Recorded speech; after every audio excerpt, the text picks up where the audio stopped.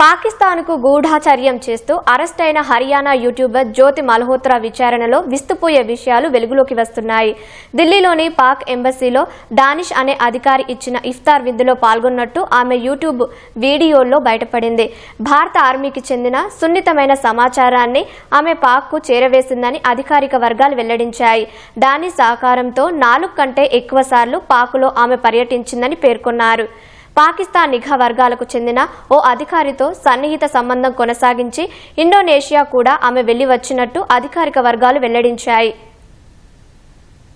భారత్లో ఉంటూ పాకిస్తాన్కు అనుకూలంగా వ్యవహరిస్తున్న హర్యానా యూట్యూబర్ జ్యోతి మల్హోత్రా గురించి సంచలన విషయాలు బయటకొస్తున్నాయి. యూట్యూబ్ వీడియోలతో పాపులారిటీ సంపాదించిన ఆమెకు అవే వీడియోలు తంటాలు తెచ్చిపెట్టాయి. పాకిస్తాన్తో జ్యోతి మల్హోత్రాకు ఉన్న సంబంధాలను ఆమె యూట్యూబ్లో అప్లోడ్ చేసిన వీడియోలు బయటపెట్టాయి. ప్రస్తుతం 5 రోజుల పోలీస్ కస్టడీలో ఉన్న జ్యోతి మల్హోత్రాకు చెందిన యూట్యూబ్, ఇన్స్టాగ్రామ్ వీడియోలను పోలీసులు క్షుణ్ణంగా పరిశీలిస్తున్నారు. అందులో భాగంగా ఓ వీడియోలో ఢిల్లీలోని పాక్ ఎంబసీలో డానిష్ అనే పాక్ అధికారి ఇచ్చిన ఇఫ్తార్ విందులో జ్యోతి మల్హోత్రా పాల్గొన్నట్టు ఉంది. ఇఫ్తార్ ఏర్పాట్లను ప్రస్తావిస్తూ సూపర్ డూపర్ గా ఉన్నాయని ఆమె కొనియాడింది.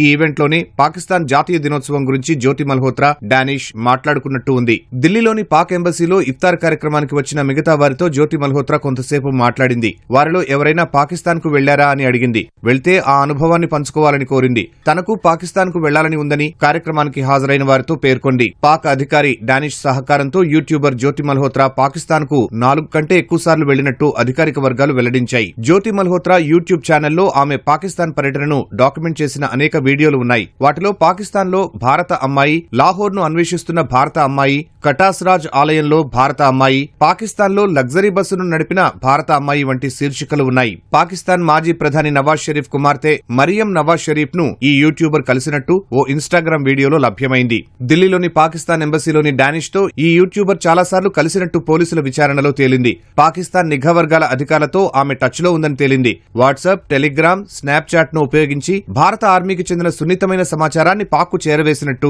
అధికారిక వర్గాలు తెలిపాయి. జ్యోతి మల్హోత్రా జమ్మూ కశ్మీర్లోని శ్రీనగర్ సహా కొన్ని ప్రాంతాల్లో పర్యటించింది. ఈ నేపథ్యంలోనే మరింత లోతుగా ఆమెను విచారిస్తున్నట్టు తెలుస్తోంది. పాకిస్తాన్ కు గూఢచర్యం చేస్తూ భారత్ కు చెందిన సున్నితమైన సమాచారాన్ని చేరవేస్తున్నారన్న ఆరోపణలపై హర్యానాలో యూట్యూబర్ జ్యోతి మల్హోత్రా సహా 6గురిని పోలీసులు ఇంతకు ముందు అరెస్టు చేశారు. వీరంతా పాక్ నిఘా సంస్థ ISI కు చెందిన వారితో తరచూ సంప్రదింపులు జరుపుతున్నారని, శత్రుదేశానికి సున్నితమైన సమాచారం చేరవేస్తున్నారని తెలిపారు. ఆ 6గురిని హర్యానాలోని వివిధ ప్రాంతాల నుంచి అదుపులోకి తీసుకున్నట్లు పోలీసులు వెల్లడించారు.